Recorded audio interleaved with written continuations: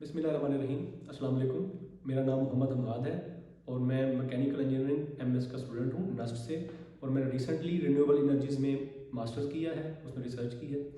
तो आज का जो टॉपिक है, जो बहुत के आप भी जानते हैं, उसमें बहुत के हॉट टॉपिक है और वक्त की ज़रूरत भी है क्लाइमेट चेंज के बारे में अवेयरनेस होना।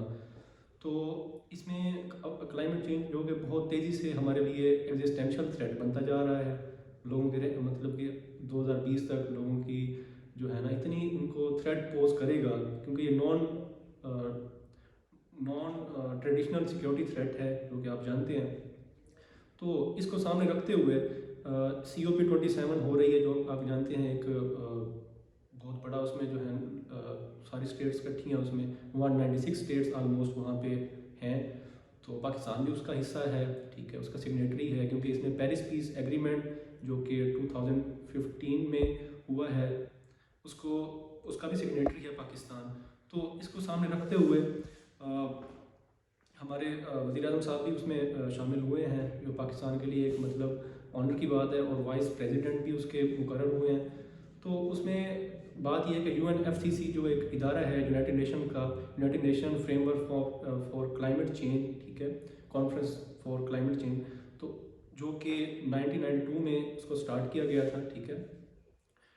तो इसके मेन पर्पसेस जो हमारे सामने आ रहे हैं COP27 के, इसका मैं हिस्टोरिकल बैकग्राउंड भी थोड़ा सा आपको बताता हूँ कि पहले क्या कॉन्फ्रेंस होती रही हैं, उनके मकासद क्या थे, और अब तक जो करंट डेवलपमेंट है, जो कि एक डेवलप और डेवलपिंग वर्ल्ड के दरमियान एग्रीमेंट्स हैं कि इसको सबसे पहले तो मिटिगेट कैसे करना है इस प्रॉब्लम को, कि इसको रिड्यूस कैसे करना है, ठीक है। दूसरा इसमें आएगा हमारे पास इसकी रेजिलियंस हम कैसे बना सकते हैं, ठीक है। अडाप्टेशन भी है इसमें, एक दूसरा स्टेप है कि हम इसको अडाप्ट कैसे करेंगे, क्योंकि एक फिनोमिना हो रहा है, उसको हम मिटिगेट के साथ साथ अडाप्टेशन भी उसकी बहुत लाजमी, उसका जो है हम एक स्टेप है हमारे पास।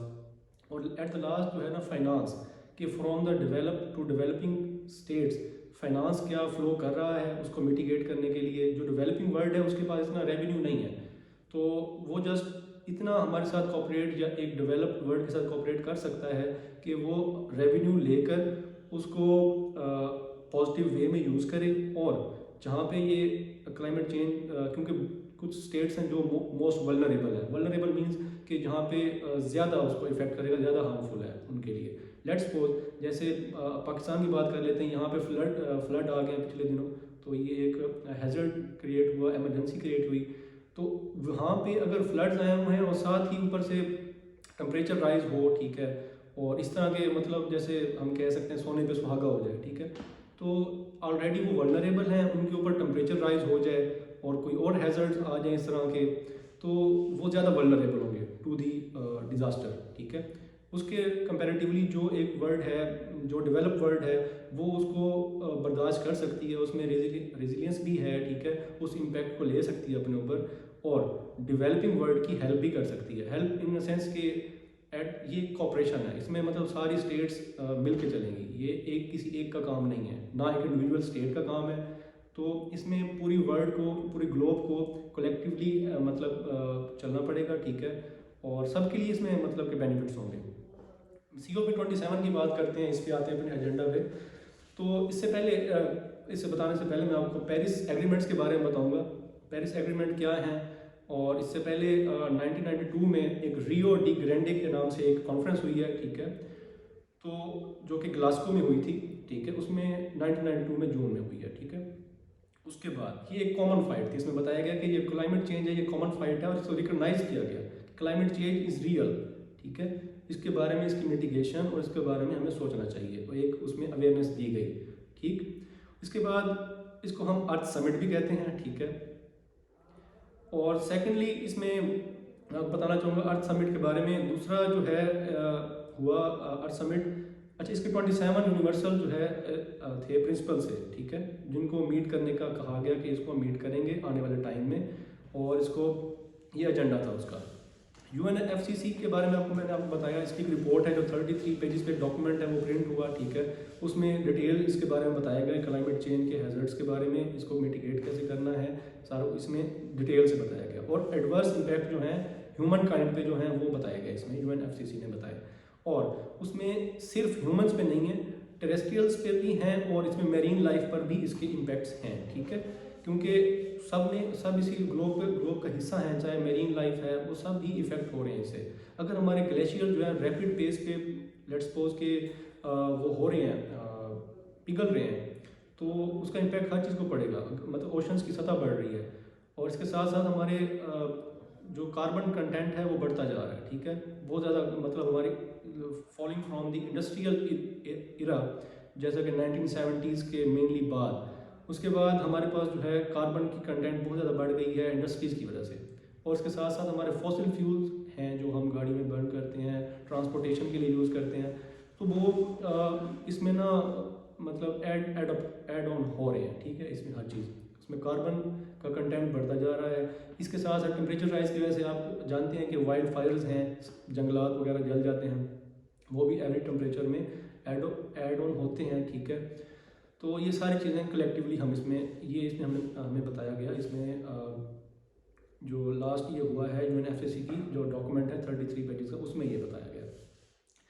अच्छा, 2002 में एक अर्थ समिट हुआ, उसमें बताया गया कि जो डेवलपिंग वर्ल्ड है वो डिस्करेज्ड है क्योंकि उसके पास फंड्स नहीं है, डेवलप्ड वर्ल्ड उसको इतना फाइनेंस नहीं कर रही और फाइनेंस फ्लो नहीं हो रहा कि वो कूप कर सकें टू द क्लाइमेट चेंज, ठीक है, उसमें बताया गया। और 1987 में एक ब्रंटलैंड रिपोर्ट आई, ब्रंटलैंड रिपोर्ट, ठीक है, 2005 में, सॉरी 1987 में, उसमें बताया गया आवर कॉमन फ्यूचर, ठीक है, हम सबका कॉमन फ्यूचर है, ठीक है, उस पर एक रिपोर्ट आई कि उसमें सस्टेनेबल डेवलपमेंट के बारे में बात की गई, ठीक है, उसमें बताया गया कि एयर वाटर पोल्यूशन जो है वो एग्जिस्ट करती है, ठीक है, उसको एग्जामिन किया गया, इस कमीशन ने उसे एग्जामिन किया, ठीक है, उसके बारे में रिपोर्ट दी। और पेरिस एग्रीमेंट हुआ 2015 में, तो उसमें मिटिगेशन एम्स थे उसके कि सबसे पहले उसमें क्या था, मिटिगेशन में आता है कि हमने जो ग्लोबल टेम्परेचर राइज है वो 2 डिग्री से ज़्यादा नहीं होने देना, ठीक है, आइडियली उसे 1.5 पे ही रखना है, हमने उसे रोक के रखना है, ठीक है, हमने अपने जो इन्वायरमेंट है उसे अडाप्टिव बनाना है इसके लिए, और साथ ही उसको रिजिलियंट भी बनाना है हमने, ठीक, ये हमारा उसमें मेन पर्पसेस थे, और फाइनेंस करना है from developed to developing world ताकि उसको कोप किया जा सके। ये था पेरिस एग्रीमेंट की मेन जो इसका हमारा क्रक्स था। अब क्योटो प्रोटोकॉल्स की तरफ आ जाते हैं जो कि 1997 में हुए, जापान में एक हुआ क्योटो प्रोटोकॉल, ठीक है, उसमें मतलब कि रूल्स बताए गए, ठीक है, उसको एक्ट अपॉन करना बहुत लाजमी था, ठीक है। सीओपी कॉन्फ्रेंस में बताया गया कि जो क्योटो प्रोटोकॉल्स हैं 2005 के बाद ये हमारी लीगल ड्यूटी हो जाएगी उन पर अमल दरामद करना, वरना हमारे लिए बहुत मुश्किलात हो सकती हैं क्लाइमेट चेंज की वजह से, ठीक है। अच्छा, इसमें 2020 में इसके 192 मेंबर्स थे, ठीक है, क्योटो प्रोटोकॉल्स पे, जो कि पेरिस एग्रीमेंट को भी फॉलो कर रहे थे, ठीक है। तो फर्स्ट सीओपी जो हुई कॉन्फ्रेंस ऑफ पार्टीज बेसिकली है, ये डिसीजन मेकिंग बॉडी है, ठीक है, यहाँ पे डिसीजन होते हैं, यहाँ पे मेजर प्लेयर्स हैं, डेवलप वर्ल्ड्स के बहुत सारे एक्टर्स हैं, जैसे यूएसए है, ब्राज़ील है, ठीक है, तो ये मेन इसमें कंट्रीब्यूटर्स हैं, तो ये अपनी सजेशन भी देते हैं और यहाँ पे मेन फैसले भी होते हैं, हर कोई यहाँ पे अपनी सजेशन देता है और क्लाइमेट के हवाले से उस पर अमल दरामद भी होता है और मेजर डिसीजन बॉडी है। COP1 बर्लिन में हुई है 1995 में, ठीक है, इस पे यूएन का एजेंडा था, ठीक है, इसमें मेन 5 रीजन्स हमारे पास आते हैं, अफ्रीका है जो कि मोस्ट वल्नरेबल है, अच्छा, इसमें एशिया है, लैटिन अमेरिका है, यूरोप है, ठीक है, इसमें ये वाली स्टेट्स आती हैं। COP3 जो है हमारे पास हुई है, क्योटो प्रोटोकॉल भी उसे कहते हैं, 1997 में हुई है, ठीक है, इसका मेन पर्पस था कि ग्रीन हाउस गैसेस को रिड्यूस करना है, ठीक है। COP11 हुई है, मॉन्ट्रियल कनाडा में हुई है, दिसंबर 2005 में हुई है। अच्छा, COP21 2015 में हुई है, पेरिस एग्रीमेंट भी इसे कहते हैं, ठीक है, क्लाइमेट चेंज का। COP24 पोलैंड में हुई है, COP26 ग्लासगो में हुई है लास्ट टाइम।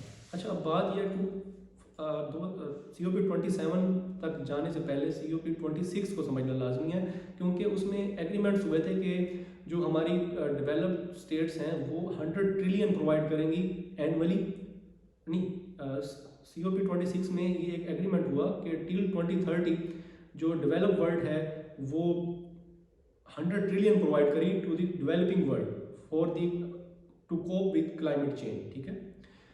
तो जो कि प्रोवाइड नहीं किए गए। इसके साथ ना थोड़ा सा इसमें यही मसाइल हैं कि डेवलप और डेवलपिंग वर्ल्ड में थोड़े इश्यूज़ हैं कि वो इस कोऑपरेट नहीं करते, इसमें फंड्स नहीं प्रोवाइड किए गए, फाइनेंस नहीं हुआ, तो इसकी वजह से काफ़ी इशूज़ हुए। अब आ जाते हैं COP27 की तरफ, जो कि अभी रिसेंटली 6 नवंबर से हो रही है 18 नवंबर तक, ठीक है, इजिप्ट में हो रही है। इजिप्ट के शहर शर्म उल शेख में हुई है। तो उसके मेन जो हमारे पास जो इसमें वर्किंग प्रिंसिपल है वो वही सेम है जो कि हमें पेरिस पीस क्लाइमेट में कॉन्फ्रेंस में बताए गए थे, पेरिस पीस क्लाइमेट में। तो उसमें ये था कि हमने 2 डिग्री सेंटीग्रेड से टेम्परेचर को बिलो रखना है, एवरेज राइज, ठीक है, average rise should be below 2 degree centigrade, ideally at 1.5 degree centigrade. We have to make our environment resilient and adaptive for the climate change to be less impacted by the climate change. And thirdly, the finance flow from developed to developing world, वो हमारे इसके main के purposes हैं। इसी को principal को सामने रखते हुए, ठीक है, हमने इसमें कि कहना, हमने समझना इसमें यह है कि हमने इसको कैसे रोकना है, एवरेज टेम्परेचर राइज को कैसे रोकना है, ठीक है। हमने उन कंट्रीज़ की हेल्प करनी है ताकि वो इसको टेम्परेचर को काट आउट करने में हमारी मदद करें, इसको कम करने में हमारी मदद करें। और हमने मूव करना है रिन्यूएबल एनर्जीज़ की तरफ, ताकि हमारा जो है ग्रीन एनर्जीज़ हों, हमारे घर इस तरह के हों डिज़ाइन के, उनको घर इस तरह के डिज़ाइन हों जैसे लेट्स सपोज सोलर पैनल्स लगे हुए हैं घर के ऊपर, तो वो ग्रीन एनर्जी प्रोड्यूस कर रहा है फॉर ए सिंगल मतलब एक फैमिली के लिए यूनिट है। अगर हर जगह इस तरह हो और सारे घर इसी तरह के रेजिलिएंट बने हुए हों तो हमारी एनर्जी ज़्यादा बेहतर तरीके से बन सकती है और ग्रीन एनर्जी पैदा हो सकती है उससे। इसमें चैलेंजेस हमारे पास ये हैं कि ये कॉन्फ्रेंस अफ्रीका के लिए ख़ास तौर पे की गई, ठीक है, अफ्रीकन स्टेट में रखी गई। और अफ्रीका क्योंकि मोस्ट वल्नरेबल है, वहाँ पे एनर्जी क्राइसिस हैं, फूड इनसिक्योरिटी है, ठीक है, तो इस वजह से इस स्टेट में इसको रखा गया। अच्छा, IPCC एक पैनल है, international panel on climate change है, ठीक है, जो उसने बताया कि ये जो सारे क्लाइमेट चेंज में जो इश्यूज आ रहे हैं वो सारे एंथ्रोपोजेनिक हैं, ह्यूमन मेड है, मैन मेड है सारे, मतलब इंडस्ट्रीज़ हैं सारा को डेवलप्ड हो रही हैं, फॉसिल फ्यूल्स का यूजेज ज़्यादा है, कार्बन ज़्यादा बढ़ रहा है कंटेंट, तो ये सारा मैन मेड है सारा कुछ, ठीक है। अफ्रीका उसमें मोस्ट वल्नरेबल है, जैसे मैं आपको बता चुका हूँ कि वो ऑलरेडी वहाँ पे फूड इनसिक्योरिटी है, ठीक है, पुअर्टी है और मुख्तलिफ वहाँ पर डिजीज़ हैं, तो बहुत मतलब बाकी मुल्कों से वो पीछे है, तो उसको ये ज़्यादा हिट करेगा क्लाइमेट चेंज, ठीक है, तो ये मोस्ट वल्नरेबल है। अच्छा, इस कॉन्फ्रेंस में जो है UK, चाइना और रशिया पार्टिसिपेट नहीं कर रहा, ये मैं आपको बात बताता हूँ क्यों नहीं पार्टिसिपेट कर रहा, उसकी क्या रीज़न हैं। अच्छा, इसमें 100 मिलियन जो आबादी है अफ्रीका की वो बहुत ज़्यादा इसमें इफ़ेक्ट होगी क्लाइमेट चेंज की वजह से, ठीक है। तो फ्रांस है, US है, जर्मनी है और ब्राज़ील है, ये इसके मेन इसमें पार्टिसिपेटर्स हैं, ठीक है, जो इसको करा रहे हैं, जो हमारी डेवलप वर्ल्ड है, जो इस COP27 मतलब कि जिनकी वजह से मुनक़िद हो रही है। इसका एजेंडा क्या है, इसमें मेन इसके 28 बेसिक एक्शंस हैं, उनमें से मैं आपको जो मेन है वो बताता हूँ कि पावर ब्रेक थ्रू करना है इसमें, ठीक है, कि effective reliable to clean power, मतलब क्लीन पावर की तरफ जाना है, ठीक है, और हमने फॉसिल फ्यूल्स को छोड़ना है। रोड ट्रांसपोर्ट जो है हमने उसको बनाना है, ज़ीरो एमिशन व्हीकल्स बनाना है, ठीक है, कि उसमें एमिशन बहुत कम हो, हाइब्रिड व्हीकल्स की तरफ जाएँ, इलेक्ट्रिक की तरफ जाएँ, लेट्स सपोज उसमें हमारे पास सोलर एनर्जी आ जाता है, उसको यूज़ करें, ठीक है, और ग्रीन एनर्जी की तरफ मूव करें। उसमें स्टील ब्रेक थ्रू है, उसको हमने ज़ीरो पे लेके आना है, ट्रेड जो है स्टील की उसको कम से कम और ज़ीरो पे लेके आना है। हाइड्रोजन ब्रेक थ्रू करना है, हाइड्रोजन कम करनी है हमने, ठीक है। एग्रीकल्चर ब्रेक थ्रू है, सस्टेनेबल एग्रीकल्चर हमने बनाना है, ठीक है।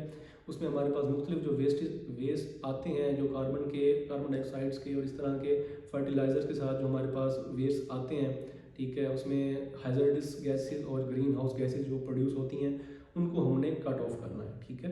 ये हमारे इसमें मेन एजेंडा है।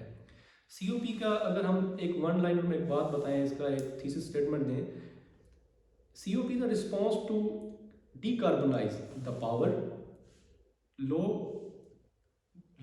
Carbon in transport, steel and agriculture sector.